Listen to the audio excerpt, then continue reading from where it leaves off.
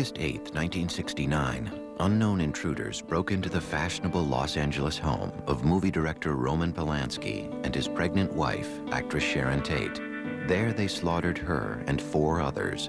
One night later, another home was invaded, and a middle-aged grocery executive and his wife were killed with equal brutality. In 2 days, an entire city was seized by fear. But it was months before the crimes were connected. When they were, a small, bizarre character named Charles Manson was charged with provoking his apparently fanatic followers to commit the crimes, and a national obsession to understand these people began. Who was Charles Manson? As he recalls it, the pain of Charles Manson's childhood began early. I'm a street child. I'm a runaway little girl at 15 years old out of Kentucky named Kathleen Maddox. I didn't have a husband. My husband's name was Scott. And he married somebody else and went down the road, and she went to Cincinnati and had a guy named Charlie Manson. Charles Manson was born on November 12, 1934, in Cincinnati, Ohio, in Cincinnati General Hospital. His mother, Kathleen Maddox, was just 16 and unmarried when he was born. His father was a Colonel Scott who'd briefly known Kathleen. She was very, very motherly looking. She was as motherly looking as my mother was. My mother went to prison for 5 years for strong-arm robbery. Her brother had to deal a trick in off the street and put the yoke on him to get some money to eat. But when I heard she was a prostitute, it just, I couldn't believe that either. And she went to prison, and I used to visit her in the prison visiting room. His mother's absence and rejection would make a life with her a dream of Charles Manson's throughout his childhood. Manson spent many of his early years in the small town of McMecken, West Virginia, with his deeply religious aunt and uncle, living by all appearances a not unhappy small-town life. The house was a big, older house, but it was beautiful. He had just about anything he wanted, I would say. His aunt and uncle and grandmother took him to church. He didn't like going. The only thing he really liked, was the singing. But Charles loved to sing. But some of Manson's outlook on the world came from another uncle, a mountain man. Out of the Kentucky mountains, when my uncle said, "We ain't surrendered. We're still rebels, and we'll be rebels until the end of time, because I ain't accepting no Yankee school." He said, "Don't go to those schools, boy." So when I was 9 years old, I set the school on fire, and I went to reform school. Between 1942 and 1947, Manson spent periods of time with his mother and her assorted lovers around the Midwest. But then, unable to place him in a foster home, she allowed the court to place him in the Gibault School for Boys. After 10 months, he ran away to find her, but she would not take him back. This was a turning point for Charles Manson. The only thing my mother taught me was that everything she said was a lie. And I learned never to believe anyone about anything. He ran away from school again and began a life of petty crimes, including breaking into grocery stores and stealing a bicycle. In 1949, after time in a juvenile center, he was sent to Father Flanagan's famous Boys Town. According to a 1949 article in the Indianapolis News, a dead-end kid who has lived in an emotional blind alley is happy today. He's going to Boys Town. Manson ran away 4 days later. Now just 13, he stole cars, broke into stores, and committed his first armed robberies. He was then sent to the Indiana School for Boys, where he claims he was raped and repeatedly beaten. He ran away 18 times. Now, the punishments escalated after he stole cars, committed armed robbery, and held up gas stations. He went from the National Training School for Boys to Natural Bridge Camp to federal reformatories at Petersburg, Virginia, and Chillicothe, Ohio, where he was paroled in 1954. He was just 19 years old. Around this time in Los Angeles, one of Manson's future followers, Patricia Krenwinkel, was a little girl. Her comfortable childhood could not have been more different from Charles Manson's, but even her home was not without its sadness. During the time I was brought up, nothing was talked about. I mean, my parents' dissolution of their marriage, you don't talk about that. You don't talk about problems in the home. I never felt like I had a sense of who I really wanted to be or become. In 1949, Leslie Van Houten was born into a solid middle-class family in Altadena, California. From an early age, she wanted to help the world. Her parents, too, would divorce. I was always very creative girl, young girl, you know, artistic. But I never, for a while, I wanted to be a school teacher. Somewhere along the line, I got distracted and I lost motivation. Believe that I was desperately seeking someone that I could love and hold on to and call my own. That somehow my dad leaving had left a space there. In January 1955, back in McMecken, the 20-year-old Charles Manson married 17-year-old Rosalie Jean Willis. He held odd jobs, but continued to steal cars, driving them across state lines. 1944, I went to juvenile hall. I didn't get out till 1954. I got a little girl named Rose, stole some guns, went to Georgia, burglarized a store, got a straw hat full of dimes, and came to L.A. I turned 21 years old in the L.A. County Jail. I wasn't out but a hot second. I've been in jail all my life. It was one of the curious facts about Charles Manson. He would often manage to commit small-time crimes that nonetheless violated federal laws and would bring tough penalties. A suspended sentence turned into a 10-year term after he violated probation on a charge of forging a very small treasury check. I was struck by something initially, and that is that he had been sentenced to 10 years for attempting to cash a $43 treasury check, and he did 7.5 years. From 1951 to 1967, Charles Manson's rap sheet shows a range of crimes from mail theft to forgery to running prostitutes. It was at McNeil Island Penitentiary that Manson developed a skill at the guitar and an interest in music that would play an important part in later events. The man who taught him the steel guitar was an aging fellow prisoner, the renowned Depression-era gangster Alvin "Creepy" Karpis. More important, it was in prison with its rigid codes of behavior and its hierarchy that Manson developed his way of looking at the world. See, I never realized that people outside are much different than the people inside. People inside, if you lie, you get punched. You get misused. You don't lie to the lieutenant. Lieutenant don't lie to you. There's a certain amount of truth in prison, and being raised in prison, I was raised pretty much in the light of that truth. He did his own time. He pretty much refused to be programmed to go along with the expectations of the prison staff. He apparently spent a lot of time in his cell, playing the guitar, writing music. He did attend a class, did very well in a power of positive thinking class, which I always thought was a part of his style.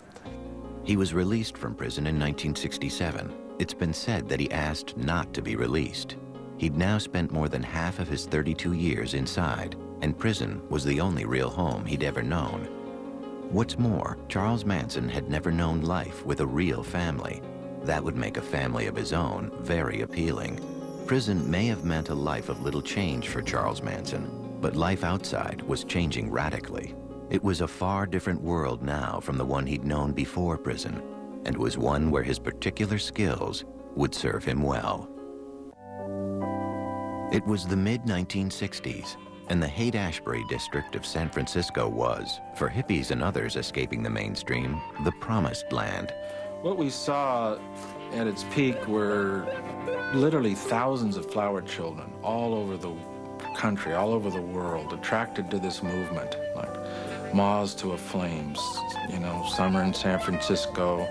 There was a philosophy here that was totally revolutionary that they'd not heard before, and this was the epicenter of it. A lot of very young, creative, exploring people came there, but then you started to see a shift where more disturbed, sicker, more drug-involved people started to come.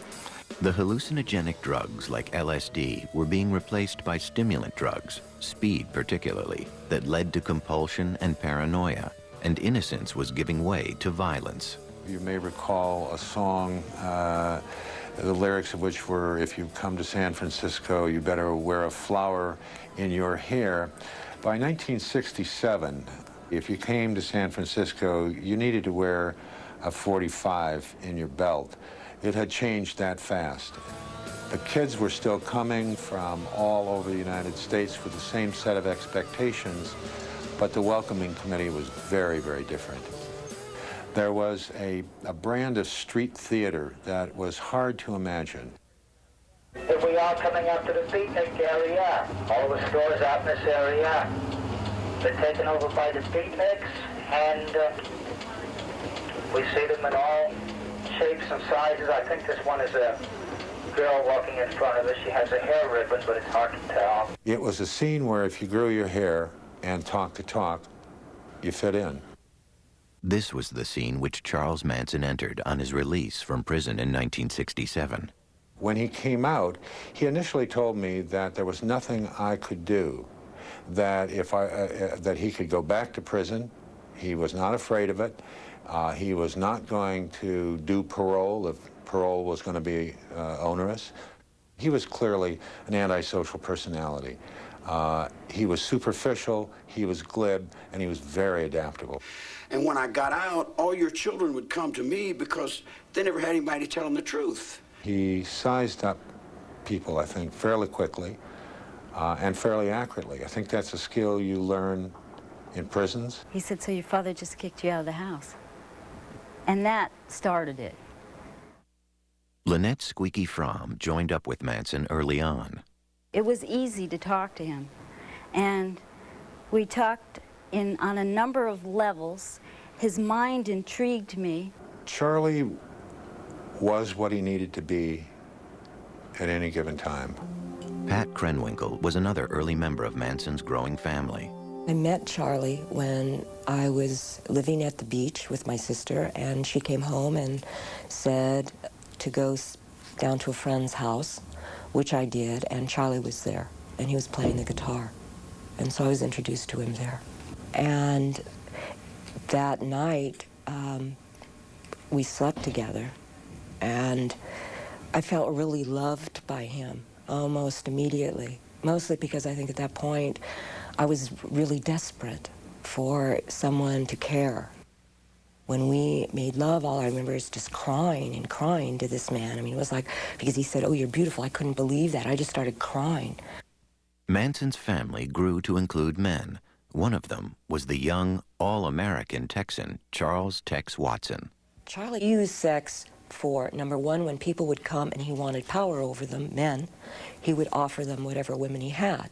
And he had certain women he always put out front, which he called his front street girls. They were the ones that he thought were the most beautiful, the ones that would be the most enticing. And that's what he would do. I mean, he was an excellent pimp. Charles Manson was not only attracting followers, he was also exercising more control over them. Whatever he believed, I would believe. And I would say, and I would spout off. I began to get increasingly uncomfortable with the amount of control and the way in which he used them. And you could see his sense of power and control growing. But in Northern California, at least, the family was monitored by outsiders. I saw him on a weekly basis. He would bring the girls into the office. It was a big occasion. I would go out to a home and see them. There was always that string. There was always some reality. The family left San Francisco in the summer of 1967 and began an odyssey up and down the California coast. Moving from place to place was one way Manson kept his followers entertained enough to stay. They started spending more time in the Los Angeles area. There, Manson hoped to make a name for himself in rock and roll. I think he felt that once he got down there, things were going to be very, very different. He had contacts with the Beach Boys. It was through the women that Manson made his connection with Dennis Wilson of the Beach Boys. In Los Angeles, Wilson picked up two of the family women hitchhiking and took them home. Soon, Manson and the rest of the family showed up and moved in with Wilson for several months. Then, through Wilson, Manson did some recording, but nothing came of the sessions. Manson was always bitter that his music would remain unheard. They came to the ranch, lady. I didn't go to them, they came to me. You're stealing my music every day. You're writing my songs, you're playing my game. In August of 1968, longtime family member Susan Atkins found the family a new home, an old Western movie set and now riding stable owned by an 80-year-old half-blind man named George Spahn. Leslie Van Houten joined the family in the summer of 1968. You know, all very fun in the beginning, innocent. At first, the family reveled in the crumbling movie set and the beautiful countryside around it. They play-acted roles they might have taken in old movies. It was like summer camp, and Charles Manson was head counselor. It was a great place, actually. We could make anything we wanted out of it. It was like having the Our Gang set, you know. You could turn it into anything. The whole idea was to let time disappear. There was no time. We were all living now. Now was the only time. See, at first, the magical mystery tour was that we would be cowboys or gypsies or pirates, and every day it was to wear a different role so that we would get more out of ourselves, and every day was Halloween. Losing oneself, killing old egos, and replacing them with Manson and his very particular view of the world. It was the serious goal of all that play acting that Manson directed. If you wipe away somebody's identity, say society is corrupt, forget about everything you ever learned, but then you substitute your own philosophy, it's like wiping the blackboard clean and then introducing your philosophy, and then you become the absolute leader. Bit by bit, the family became one with Manson. One of his things was to stop you during the day, and he'd put your palms up to his, and then he'd move them in any direction that he could.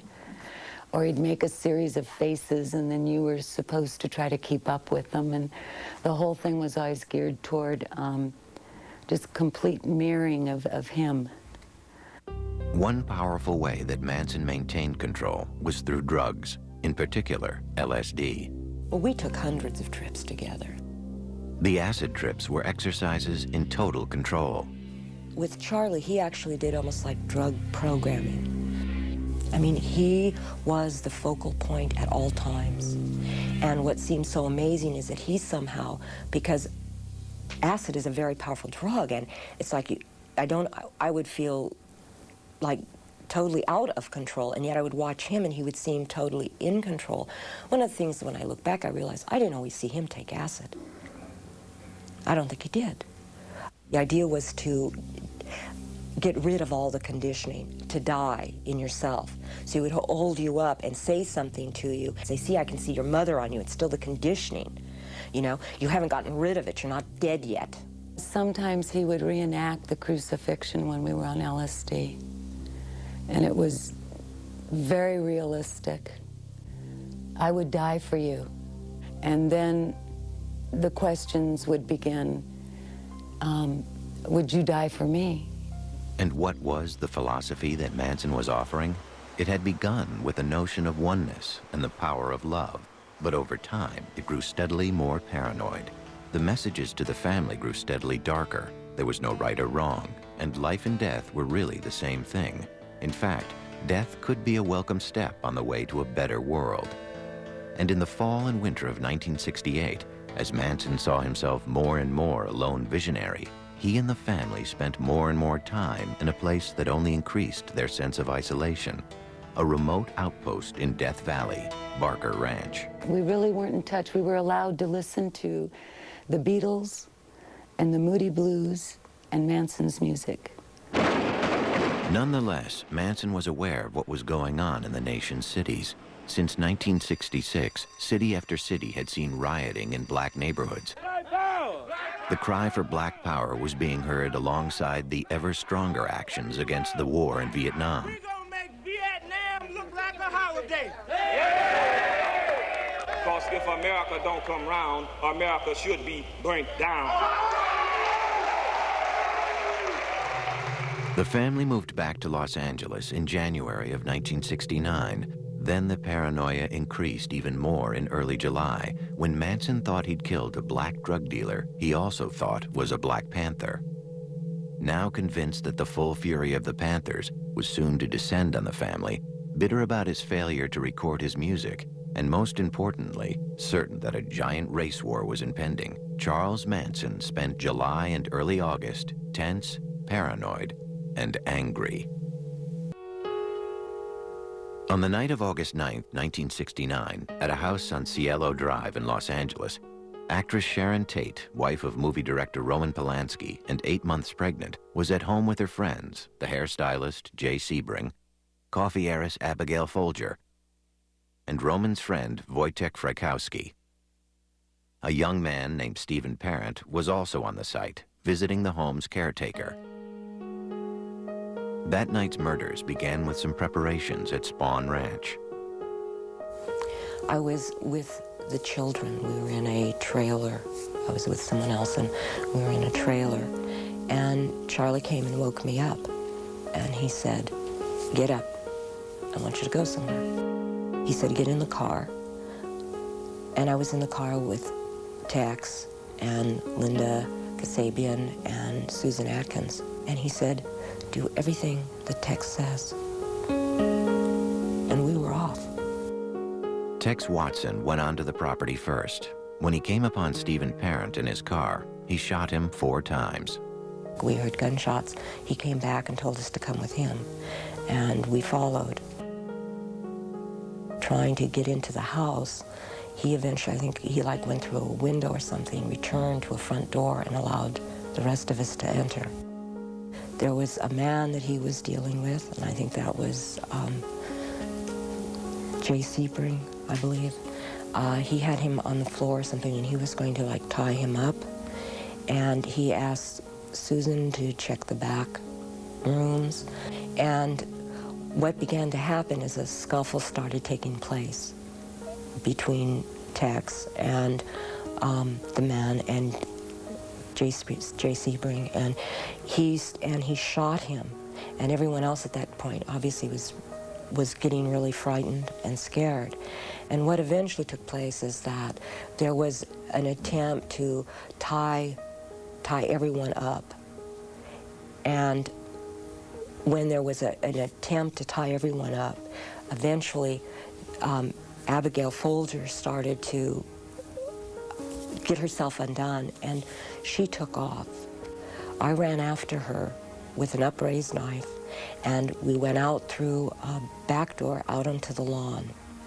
And I started stabbing her. I ran her down, and I began to stab her. I remember her saying, "I'm already dead." It was Tex Watson who delivered most of the fatal blows at the house that night. We were so locked in, it's just okay, this must be this, and when you just become more in more like a robot, somehow this must bring it. The scene left behind was grotesque. There was blood everywhere. A rope tied twice around Sharon Tate's neck was looped over a beam and tied around Jay Sebring's neck. Abigail Folger and Wojtek Frykowski lay on the front lawn. Stephen Parent lay dead in his car. And on the front door in Sharon Tate's blood was the word pig. Besides being shot and bludgeoned, the victims had been stabbed a total of 102 times. When I got back to the ranch, we got out of the car, Charlie came up and asked everybody how it went. But that was the first time I looked at him and I said, "Charlie, they were so young." And he just said, "Go with Tex." The next night, another attack. This time, it was at the home of grocery company executive Lino LaBianca and his wife Rosemary in a very different section of Los Angeles. Manson knew the house because he'd attended a party at a neighboring home in the past. Along this second night would be Leslie Van Houten, anxious to prove her loyalty to Manson. I knew that people would die. I knew that there would be killing. Manson, Van Houten, Krenwinkel, Watson, Atkins, and Linda Kasabian drove around for a while before they stopped at the LaBianca house.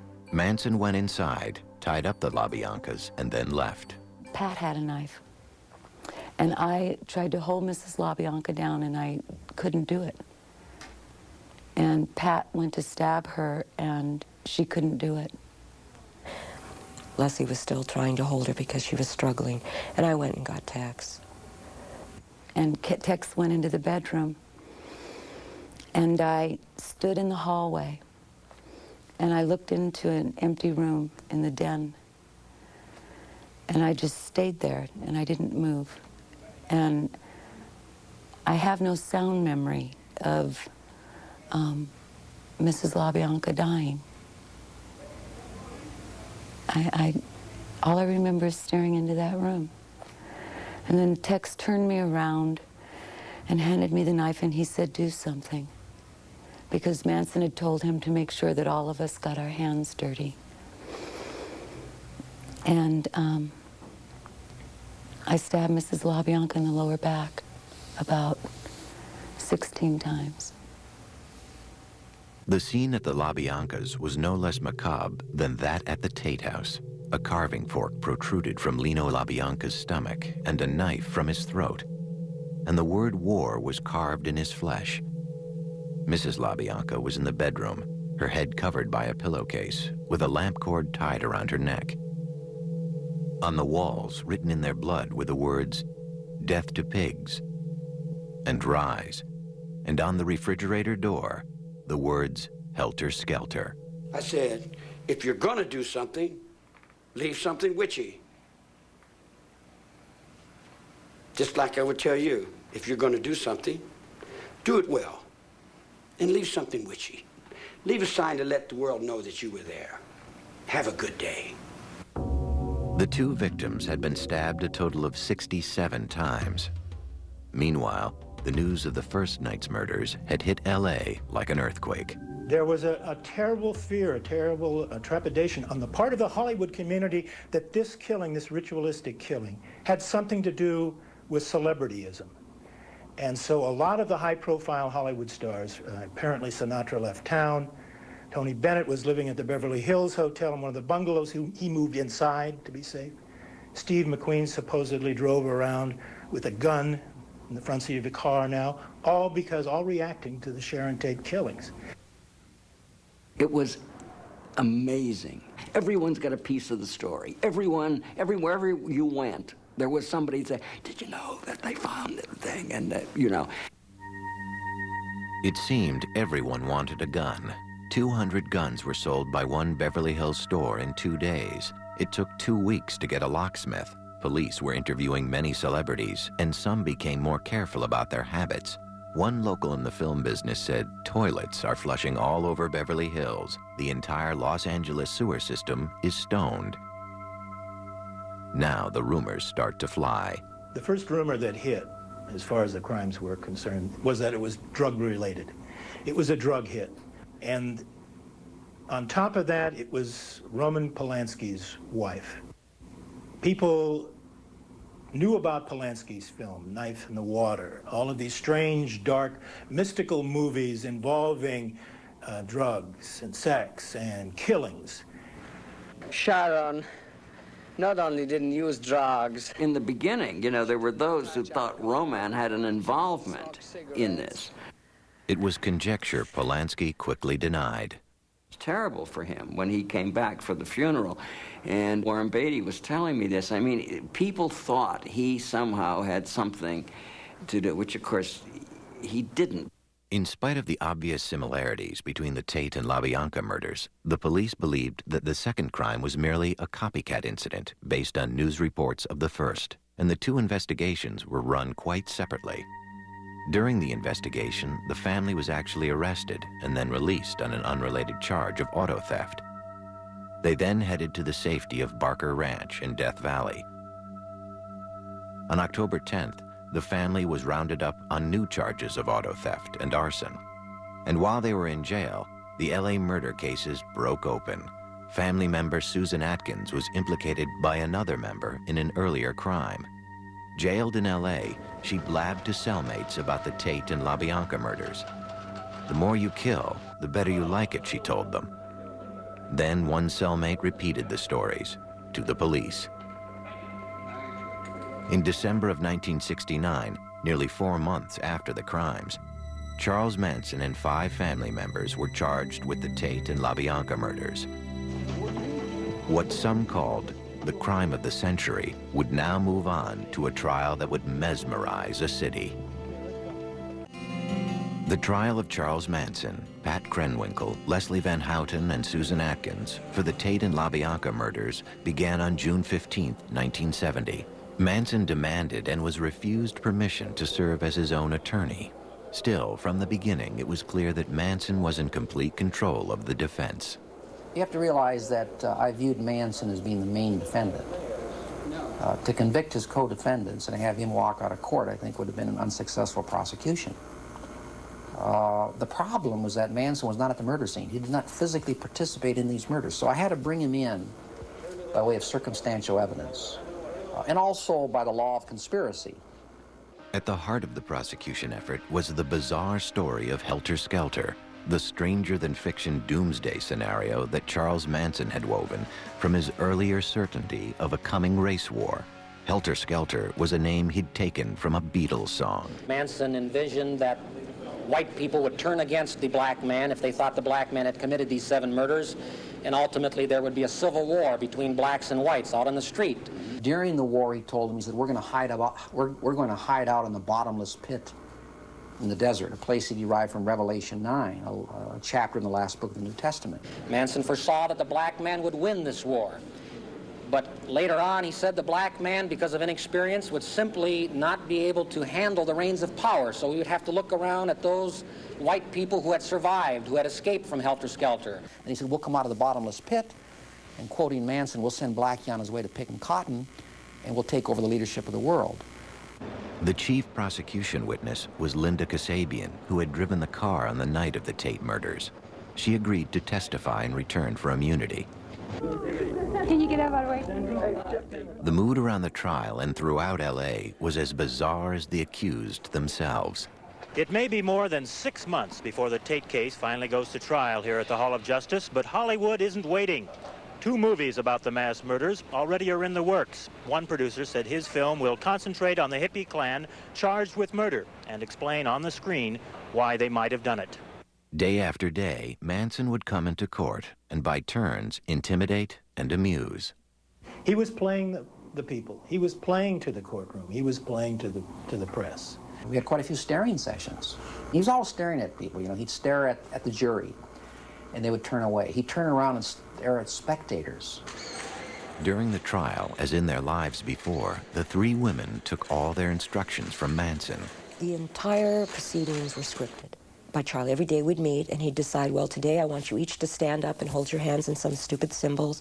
You're going to get up and scream. You know, each day was scripted, and that day we proceeded through the events.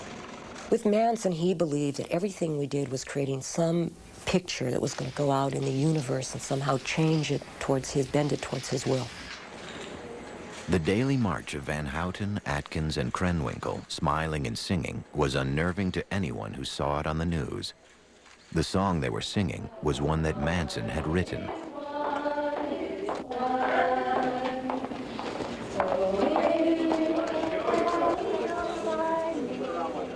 After disrupting the proceedings a number of times, the rest of the family was banned from the courtroom, so they moved to the hallways and kept a vigil outside. At first, the mood was almost festive.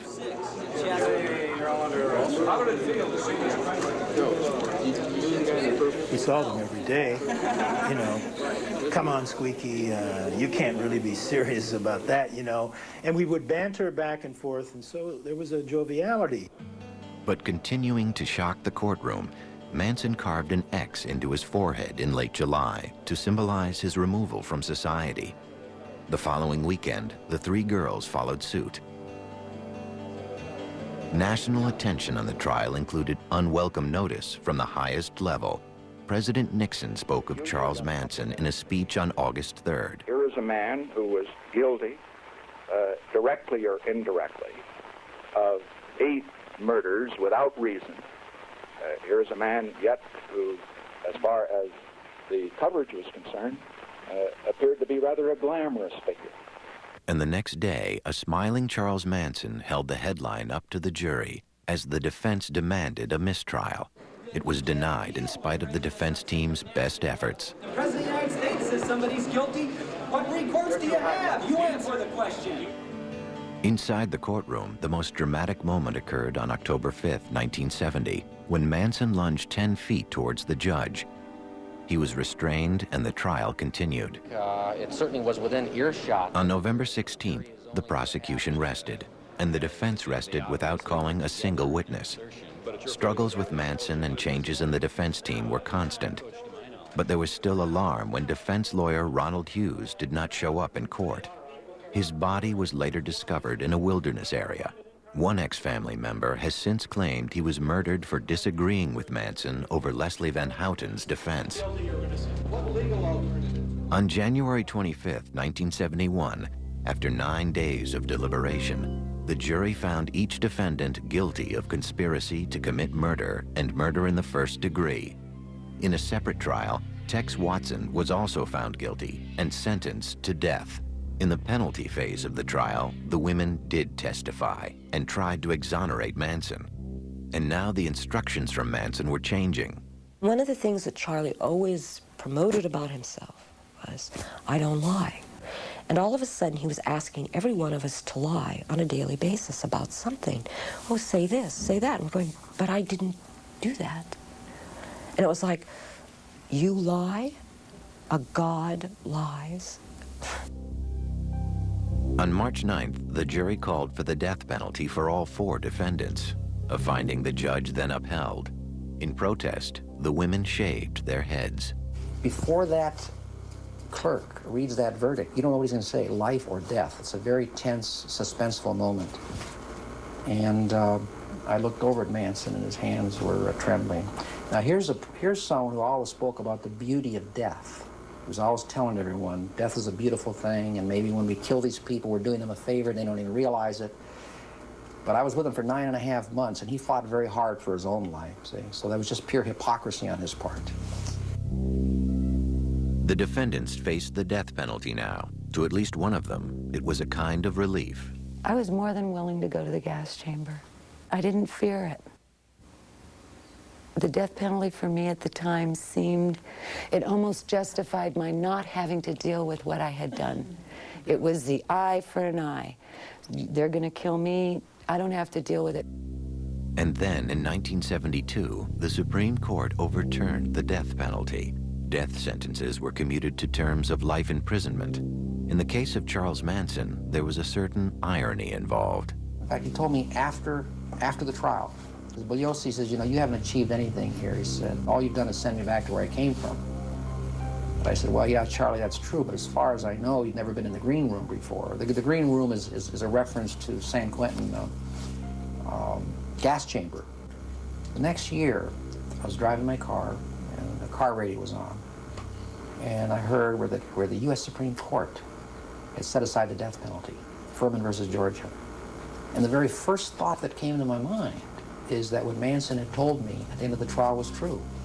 That all we did is send him back to where he came from, and he doesn't mind prison life. So in a sense, and I hate to say this, in a sense, Manson has beaten the rap. It was 1972, and Pat Krenwinkel and Leslie Van Houten were still young women with a lifetime ahead of them. A lifetime to face what they had done. More than 30 years after the murders at the Tate and LaBianca homes, Charles Manson, Patricia Krenwinkel, Leslie Van Houten, Susan Atkins, and Tex Watson are all still in prison serving life terms. All have been reviewed for parole numerous times, but it's always been denied. You can have the rest of it and put me back in my cell. This is all I really want to do. Charles Manson has not even attended all of his I don't hearings. think there's a decision among you, is there? Now Charles Manson is moving into his 70s, and Tex Watson and the women are in their 50s. To listen to Manson, Pat Krenwinkel, and Leslie Van Houten today is to hear very different memories of those events well over a quarter century ago. If anything, the older I get, the harder it is. Mrs. LaBianca was younger than I am now. I took away all that life. I see blood in here every day. Every day someone's getting shot, someone's getting cut, someone's getting beat. I've lived in that all my life, woman. That don't wrinkle up my forehead. You can pile out 100 dead bodies up in front of my cell and it don't set me to do nothing. Every day I wake up and know that I'm a destroyer of the most precious thing, which is life. And living with that is the most difficult thing of all. And I do that because that's what I deserve, is to wake up every morning and know that. You know, it didn't happen overnight. He spent a lot of time taking middle-class girls and remolding them. I never broke nobody's will. I never told anybody to do anything other than what they wanted to do. Oh, Charlie's just absolutely lying. There wasn't one thing done that was even allowed to be done without his expressed permission. Wait a minute. I said, you do what's best for you. You do what you feel is right.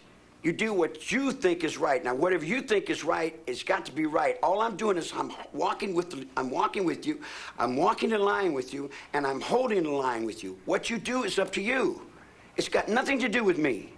You know, I take offense to the fact that 25 years later, Manson doesn't own up to his share in this. I take offense to that. I take responsibility for my part. And part of my responsibility was helping create him. Every once in a while I get letters from children, and they seem to think that what we did is all right. There is nothing that we did that is all right. Nothing. He was not Jesus Christ or Satan. He was a very odd, bizarre, high-energy little antisocial who had some poor, confused, middle-class dropouts who decided to follow him. And he got into a situation where he had enormous power over these people, and he pulled it all together into this incoherent, hateful kind of plan. And there was no one there to say, Charlie, girls, this is crazy. Saturday at 8, A&E is issuing you a search warrant. Search for justice on American Justice. We know we have our man. Search for evidence on cold case files. DNA is like the finger of God pointing down. Search for truth on City Confidential. I'm selling sex like other people are selling soda pop. You'll find them all beginning at 8 tomorrow on A&E.